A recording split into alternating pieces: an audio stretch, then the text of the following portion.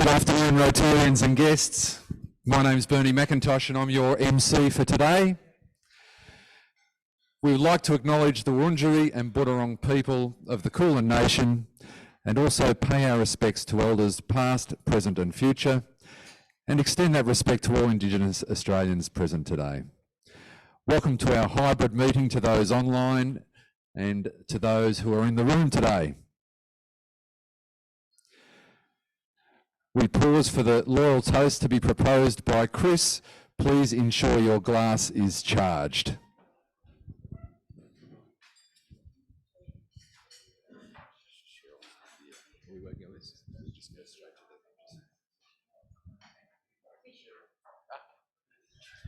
We're going to refer to the thanks from Cheryl Lacey.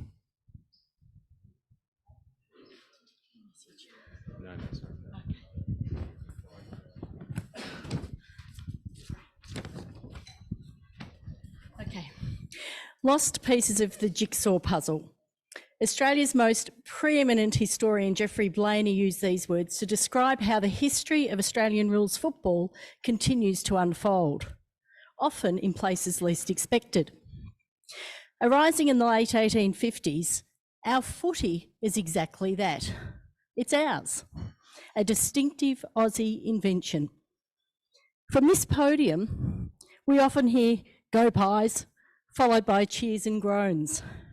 We dedicate a meeting every year to a grand final luncheon, and many enjoy our annual footy tipping competition. And some of the lost pieces of the AFL puzzle have been found through our members. Our very own Bev Brock has written a number of AFL club histories. Gillian Hibbins' extensive research affirmed the theory of an Aboriginal origin of Aussie rules was ludicrous.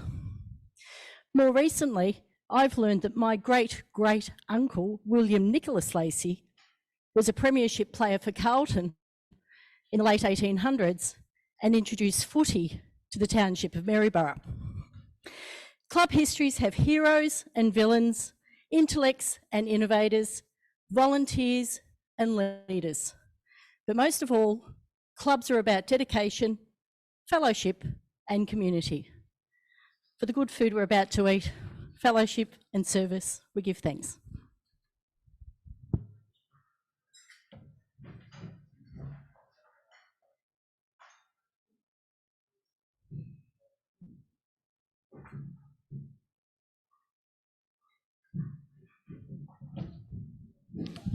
Rotarians and guests, a toast to Australia and Rotary International. Australia and Rotary International.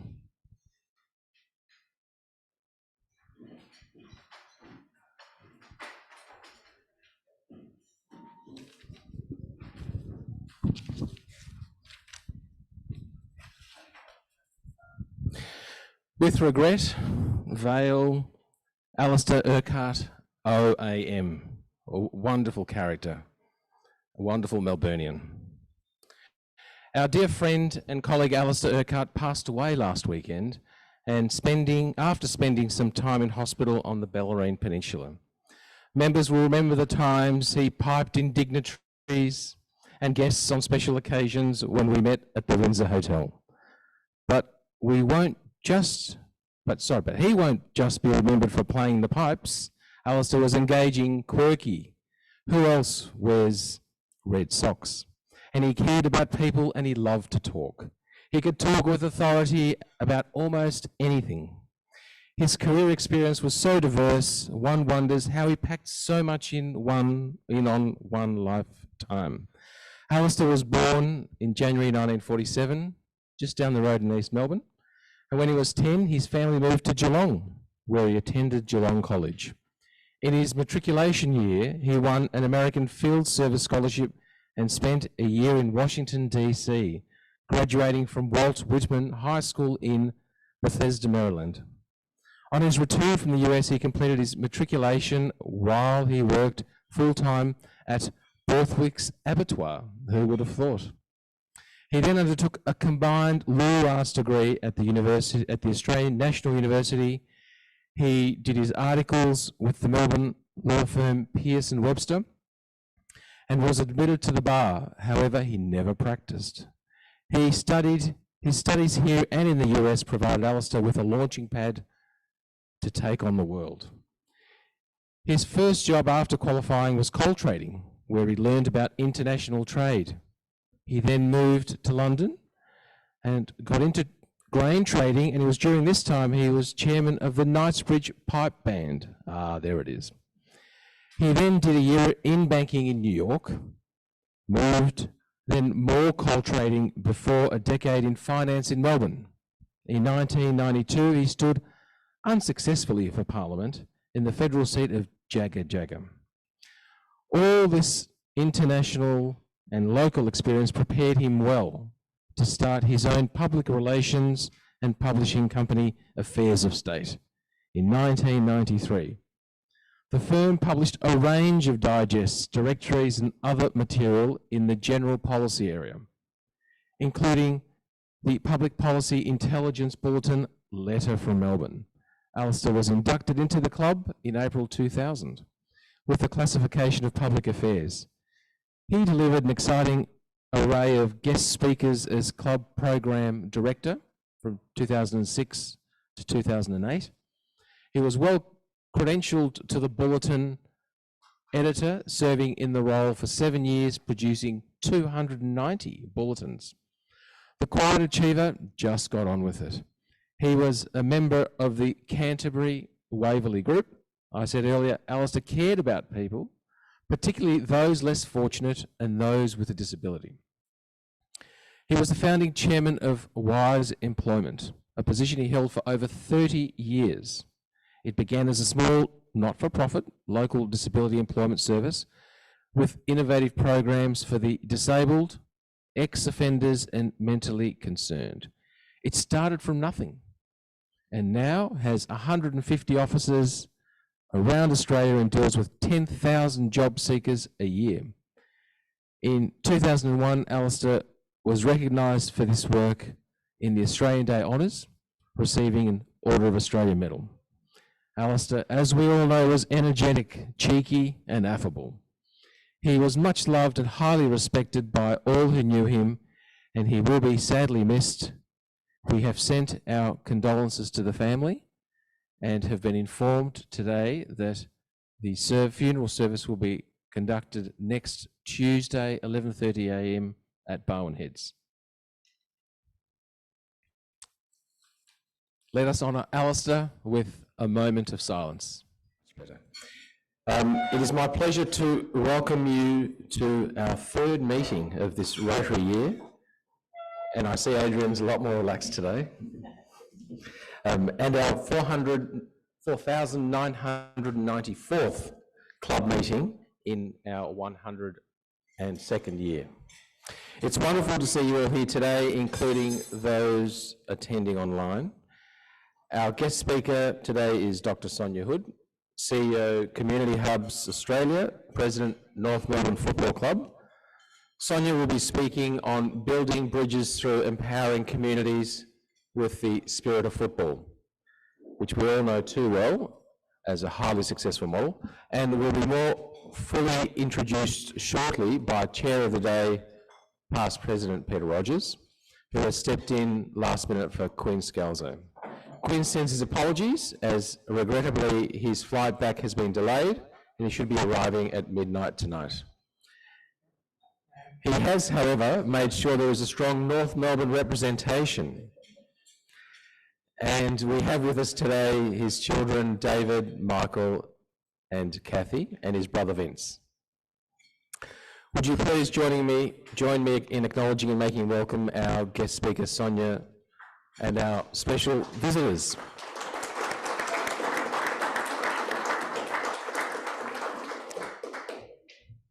We have visiting Rotarians, visitors and guests of members. I invite you and your host to stand when your name is announced and ask that you please remain standing to enable the club to welcome you in a collective manner. So visiting our club today, Robert Anthony, guest of myself. John Turnbull, guest of Trevor Inc. Gil and Nova Amit, guest of Peter Rogers, and Dennis Tradell, guest of Cheryl Lacey.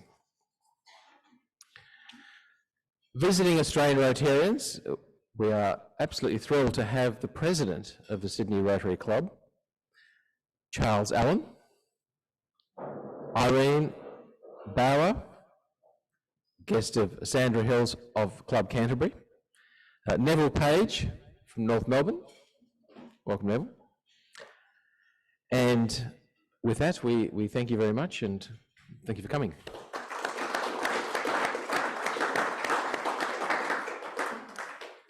Now I'll move on to notices of the day, and first notice is a very pleasing one.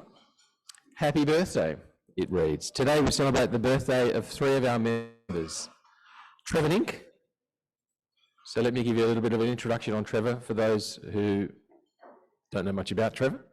Trevor Nink was inducted into the club 12 July 2006 and immediately took tasks and responsibilities to the extent that after a few years he was awarded the Vice President's Encouragement Axel Award. A few years later, recognised as a Paul Harris Fellow. In his first year, he joined the Community Welfare Committee, where he remains a continuing member, managing with Jim Orchard and Chris Wong the Smith Family Relationship for Around the Bay event. He's on the End Hepatitis team and an active member on the International Services Committee, with particular interest in water projects, for which he was awarded a District Service Award from the Rotary Foundation for his work in Philippines water projects. Second, Bob Foles. Bob has been a member of the club since 1985. Since joining, Bob has had a focus on the Rotary Foundation and in particular the peace programs and scholarships. Bob has been with the Peace and Conflict Program from its inception in the 2001/2002 Rotary year. Our district has unbroken success in having a candidate selected each year. The record is unmatched in the Rotary world. This outstanding success rate lies squarely with the detailed mentoring and hard work that Bob and his committee put into the selection process. Bob has been recognised by the Rotary Foundation for his success and commitment to the Peace Program, by his appointment to the Peace Centre Committee, leading the international task force to identify the next Rotary Centre, and by being appointed as an advisor to the Rotary Peace Centres Committee. In 2018, Bob received Meritorious Service Award from RI President Ian Risley and DG Peter Frew in recognition of his success and his membership of the Rotary International Peace Centres for many years. In 2020, our district struck an award in his name, the Robert Fells Rotary International District 9800 Peace Award, of which he was awarded the inaugural awardee. In his speech, Bob says, an objective of the Rotary Peace Program is to educate Rotarians about the meaning of peace. Initially, we thought it was aimed at stopping the guns. Now, we know that is but step one, negative peace. There is no point in stopping violence if first peace can't be sustained, and then secondly, devastated communities are not rebuilt so that they learn to work cooperatively. Third, Peter Dakin. We missed Peter at our last Wednesday lunch meeting, so we thought we would include him here. You may have seen his photo with Joe in the bulletin, recently wishing him a happy birthday. Past President Peter Dakin is almost a 35-year member of the club. His classification is personnel consulting, and he has been actively assisting members and friends to adjust resumes, mentor for interviews, and find work. Peter is active in club fellowship, focusing on meaningful friendships and connections. His invaluable support of the Membership Engagement and Program Committee is essential to member retention and maintaining a vibrant and interesting speaker calendar. Peter serves as our club alumna calling and checking on members with a sensitive approach and maintaining close liaison. Peter is a great friend of the club as well. Please join us here at the podium, Trevor, Bob and Peter.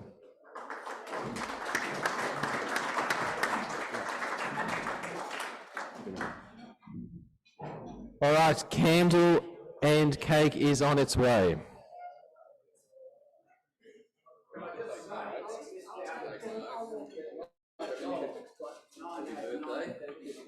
Oh, 9 out of 9, well. Well done, well done.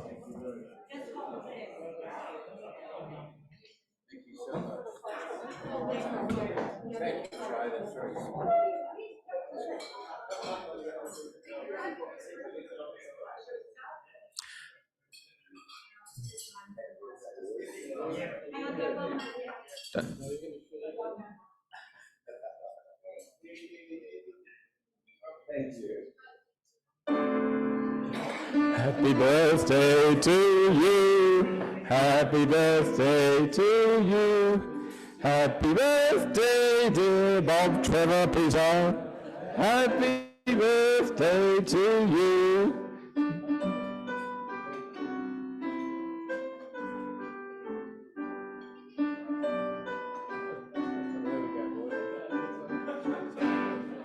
Yay! Hip hip hooray! Hip hip hooray!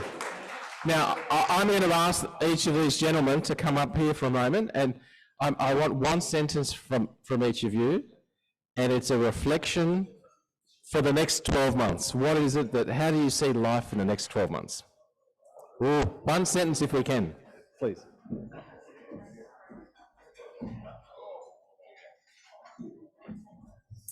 A bit slower.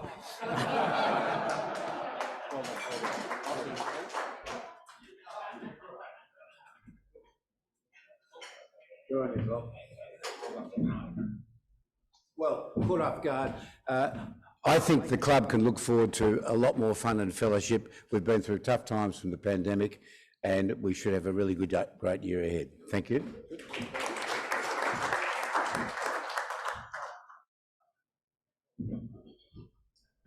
My wish would be that we have a lot more peace in the world, so thank you.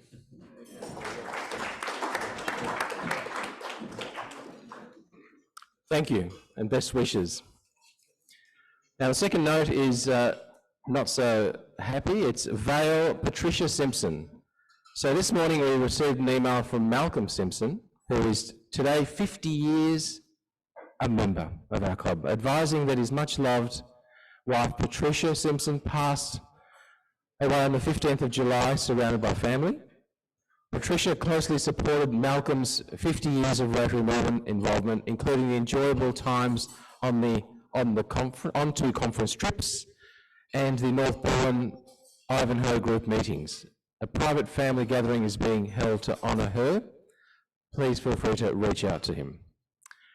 Additional notice, Rotary Club, Laurelton, New South Wales. Members may have seen a note at the raffle table from the Rotary Club of Laurelton. They send greetings and best wishes from the President and all club members. Laurelton, New South Wales is located on the coast halfway between Taree and Port Macquarie. At their meeting on 29 May this year, our club was honoured with a toast by all present. They say in note that any Melbourne Rotarians passing their way can be assured a warm welcome. Now, I think that's a tourist message as well. Third item, club member subscriptions. Member subs will be issued tomorrow. Apologies for the delay. Please give them your full attention as the club has already, on your behalf, registered you with Rotary International. Last week's evening meeting was a terrific night at Corporate Member Bionic Institute with many guests and members attending. We heard from world first researcher, Dr Sonja. Thank you all that attended this Rotary meeting in a different format. We learned about something interesting, but also hearing research. And now to the business of the day. Without further ado, I call to the podium our chair of the day, past President Peter Rogers, to take over today's meeting. Thank you, Peter. Thank you, President Chris. It gives me extraordinary pleasure as a long-serving member at North Melbourne Football Club, going back to the matches of the 1970s when I used to take my girls down to Arden Street. And since then we've had enormous success. We've had 4 premierships. I feel we've had very good value, Sonja, from the club. I'm here today because Quinn Scalzo is in southern Italy and due back tonight. And I'd just like also to recognise the Scalzo family who are so supportive of what Sonja does and of the club. And it's good to see you all here again today. Our speaker today, Sonja Hood, is the president of North Melbourne Football Club. She's also CEO of Community Hubs Australia, and she's a director of the Scanlon Foundation and formerly the board chair of the Macaulay Community Services for Women organisation. Sonja is going to talk to us about building bridges through empowering communities with the spirit of football. And without any further, I'd like to introduce Sonja Hood.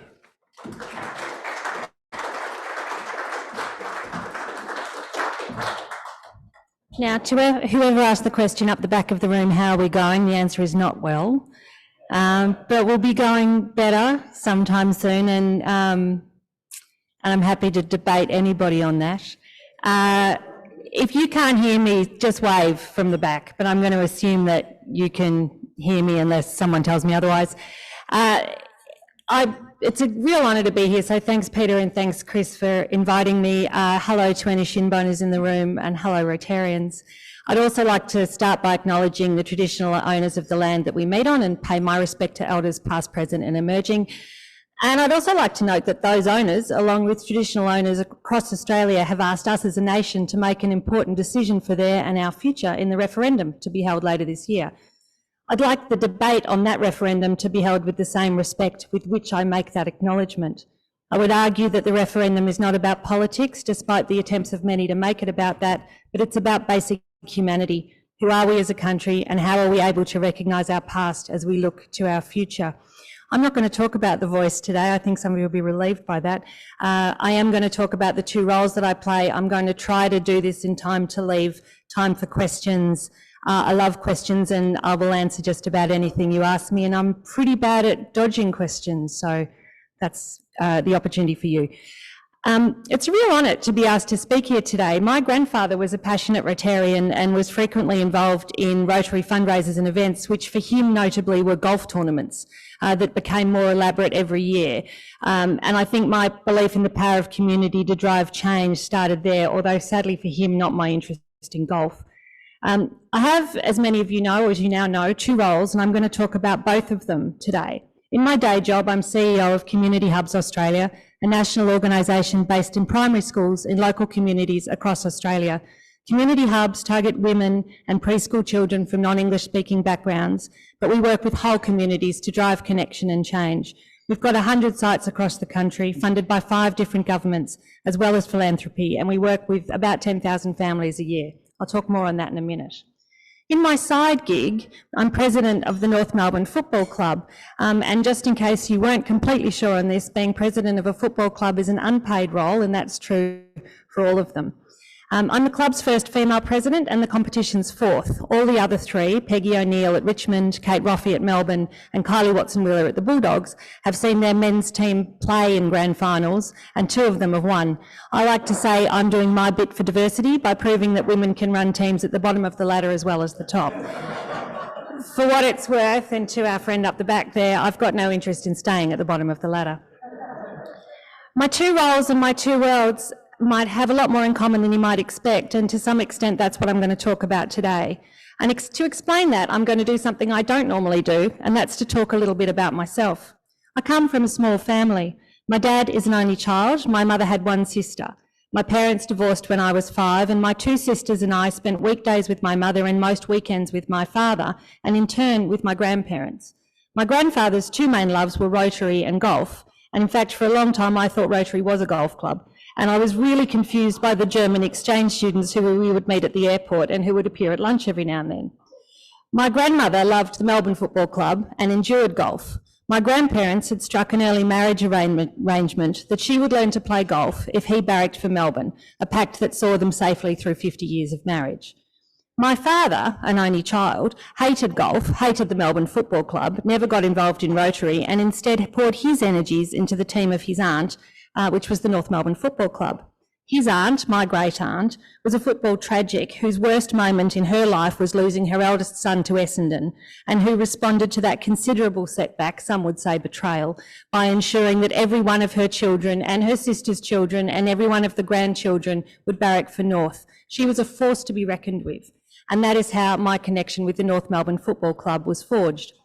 Every weekend between March and August, or if we were lucky, September, was spent either at Arden Street, where we had reserved seats, wooden slats on metal poles, the Scalzos know what I'm talking about, or travelling to every away ground in the league, where my great aunt would have arrived when gates opened to ensure we had seats right on the fence.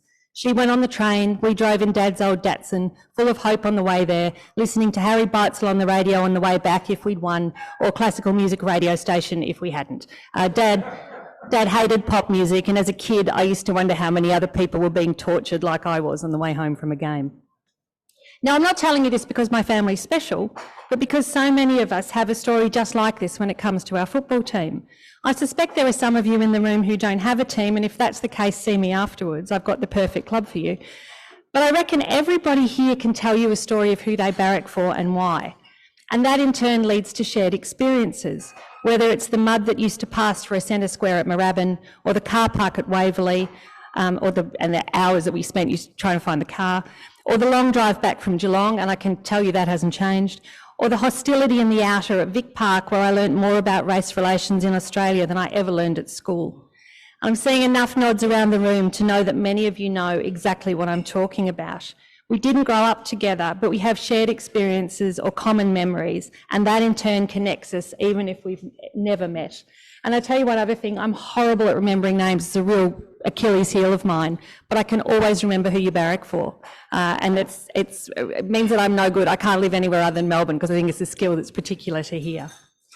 So when we talk about the spirit of football, which is the title of this presentation, for me, we're talking about connection. Because at its heart, football or sport is about connection. On field or off, it doesn't work without connection. Good teams aren't made up of 22 or 23 individual sets of skills. They're a combination of sets of skills intersecting personalities, shared purpose. The way in which teammates interact is often as important as the skills they bring. Similarly, off-field, it doesn't matter whether we're talking about one of the 18 teams of the AFL or the countless teams in leagues at every level across the country, connection is the secret sauce that gets you involved and keeps you there, even when your team is at the wrong end of the ladder or your volunteering shift takes up half your weekend.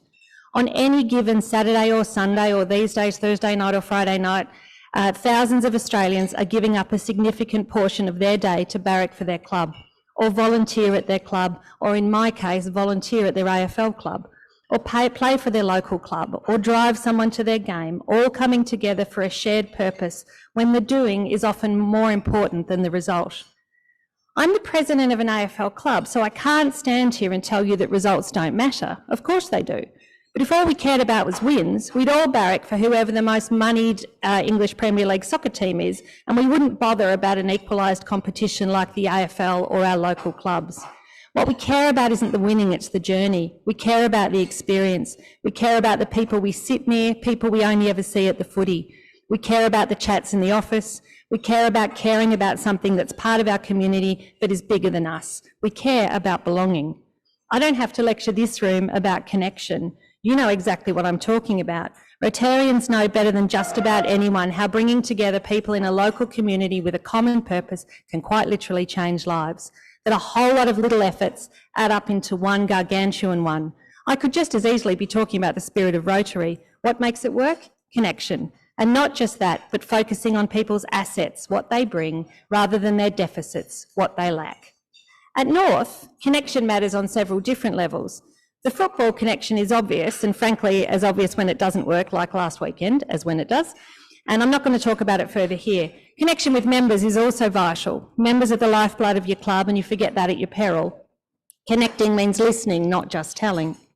And for us, connection with our local community through the Huddle, which I know some of you are intimately acquainted with, which is our award-winning community program, and that has quite literally reshaped the way football clubs work in this space.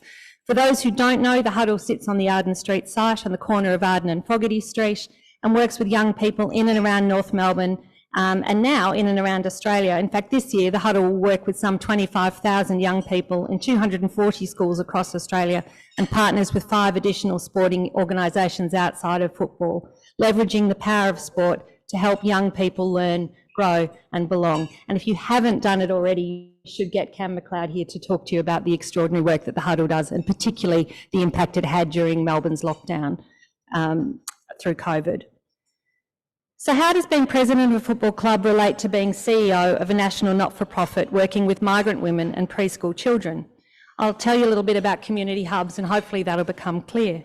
Hubs were invented, or our iteration of them. Everybody calls their thing a hub these days, which is a problem. We should have called ours something else, but we didn't. So it's a hub, and I'm talking about my hubs, not anybody else's hubs. Were invented in the city of Hume, here in Victoria, about 15 years ago. Local school principals were concerned about the increased phenomena of children from non-English speaking backgrounds starting their first day of school, having had zero contact with services. No kindergarten, no playgroups, no maternal child health check, no speech checks, no hearing checks, none of the normal stuff that is so essential in the 0 through 4 space, which left prep teachers dealing with a range of problems. At best, a child in a family that didn't understand the learning system, or separation anxiety, or a child not ready to be at school, or undiagnosed speech or hearing or behavioural issues. And in the words of one principal that I work with, one of those in your class is disruptive, but this was half the class or more, and that's the year gone. So the principals started with the council and with the Scanlon Foundation, who still fund the model today, to provide playgroups in schools in an attempt to get children into the school space earlier. And they soon worked out that what they were dealing with wasn't a problem of isolated children, it was a problem of isolated women. And from there, the hub concept was born. And the model's pretty simple. Hubs do 4 things. The first is engagement. They invite people in.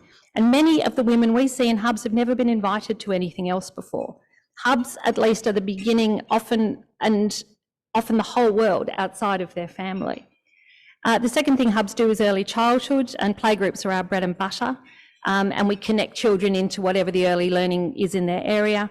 The third is English language, illiteracy in any language for children, but unashamedly English for women. And I could bore for Australia on this topic, and I won't, but our system is terrific at learning English if you're here to work. If you come here with small children and you're going to parent for 5 years first, forget it. And the number of women I meet who've been here for 20 years or more and still can't speak any English should embarrass us as a country. And the final thing that hubs do is vocational pathways, volunteering, skills training, or connection into jobs. We started with 15 sites in Hume. We've now got 100 schools across Queensland, New South Wales, Victoria and South Australia. Now, hubs are fantastic. They're cost effective. They deliver a staggering return on investment. They have benefits for schools, communities, services and families. And above all, they're sensible. And God knows there's plenty of stuff out there that is not sensible. But I'm running out of time, and today my focus is on connection. So I just want to focus in on that for a minute.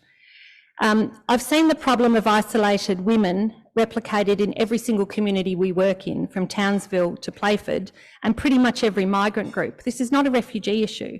The wives of skilled visa holders are some of the most isolated women I've ever met. If any of you live in the city, you may drive in the morning and see women from who are clearly foreign women walking their children to school along City Road, and they'll be going to the new vertical school in South Melbourne. We know that those women are coming out of the flats to take their children to school in the morning, and they're leaving home again to pick them up in the afternoon. And in between the morning and the afternoon, they're at home. They're not doing anything. Often they're skilled, often they've got degrees, and they're not working and they're not part of our community. That's a shame. That's a problem for us. I'll give you some examples of some of the women I've met over the journey. A Burmese woman in one of our Logan hubs who had a difficult child, and so even her local Burmese community wouldn't have her over. She had that kid that nobody wanted in their house. She came to the hub leader got a teacher in to have her to work with the child. Turned out the child was on the autism spectrum and needed specialist help. They helped get the child into a special school. They gave mum some coping strategies, and they provided her with a community and some connections she'd never had. I met a Pakistani woman in one of our Hume hubs who has beautiful English and 3 degrees, including one from a British university, but no idea how to behave in a Western work context, and no idea how to work with men in a workplace because she had never done that before. She just needed to know how to be in one of our environments. A Vietnamese woman in a Brimbank hub who'd worked in Australia for 20 years. She made a fantastic contribution to this country, but she had no language and she'd never learnt English. And she had no one to connect with, and her children had grown up and left home, and she was coming to the hub to learn English because she was so isolated. An Assyrian woman in a Western Sydney hub who'd never learned to write in her first language, and her children gave her a Mother's Day card in her own language because they were learning it at school and she couldn't read it.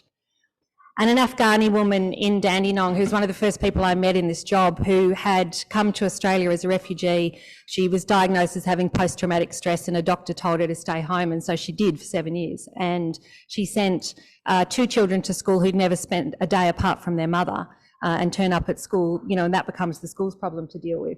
By the time she got to the 3rd child, by the time I met her, she was in the hub at Dandenong South Primary School in an English class that was being funded by the Myer Family Foundation. She was no longer eligible for government-funded English, having been in Australia for more than 5 years.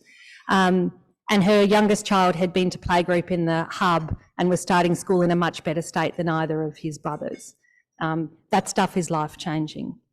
Hubs see women that no one else does because they're coming to school for their children or because their family or friends bring them to the hub and because they know it's a welcoming, non-judgmental space. And hubs see everyone in terms of their assets. If you've got a skill, the hub leader will find it and she will use it. And let's be honest, that's how we should view these women too, as assets in our community. Perhaps they have a skill or talent we could use, a viewpoint that would enrich our world, a contribution to make, but we'll never know if we don't invite them in and make space for them to join and listen to what they have to say and explore what they can contribute. That's connection. That's what empowers our communities. That's the spirit of football. To me, that's the spirit of community, and that is what builds bridges. It's been a pleasure talking to you. Thank you, Sonja. We're out of time. On behalf of the club, we'd like to thank you for your outstanding leadership and the things you do, for pointing out some of the things we can do together, and we wish you very well for the future. So on behalf of us all, could you put your hands together to thank Sonja Hood? Just stay there. Sonja, we have generous gifts for you, which I can't actually see at the moment, but I'll tell you what they are. We present all of our speakers with a pair of Rotary football socks, or if you're a football person, or tennis if you play tennis. But they're manufactured by Philip Endersby down there, who asked the first question. Manufactured in Preston, 200% Australian made. So we have socks for you. We also have a history of the club, and I think we have something else which will be revealed when we find our gift for you. So again, on behalf of us all, please join with me in thanking Sonja Hood. Thank you, Sonja.